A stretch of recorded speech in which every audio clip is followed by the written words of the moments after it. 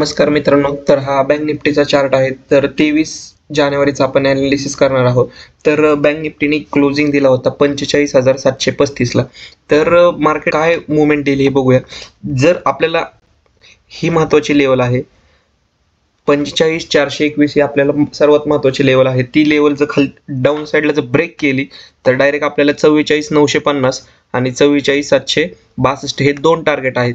जर समजा market gap up open केले तर 46,000 लेवल वरच्या साईडला ब्रेक करत नाही, तिथूनच मार्केट वारंवार डाऊन साईडला येते. तर त्या लेवलच्या वरती मार्केट सस्टेन झालं तर आपण बाईंगसाठी ट्रेड घेऊ शकतो. तर 46,312 आणि 46,716 जर मार्केट जर साईडवेजच ओपन झालं, साईडवेज ओपन झाल्यानंतर आपण वेट करणार आहे की मार्केट कोणत्या साईडला मुवमेंट देते. 45,560 ची लेवल ना टेस्ट करून जर वरती गेलं तर आपण बाईंग साठी ट्रेड घेणार आहोत. आणि जर समजा ती लेवल ब्रेक केली, कोणती 45,400 ची लेवल जर ब्रेक केली तर आपल्याला भरपूर मोठं डाऊन साईडला ट्रेड मिळणार आहे.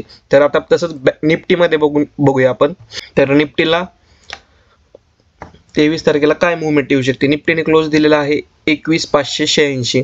तर जर समजा मार्केट या लेवलला ओपन झालं, 21,600च्या लेवलला गॅप अप मध्ये ओपन झालं तर मार्केटनी एक सस्टेन दिलं तर मार्केटला 21,718, त्याच्यानंतर 21,765.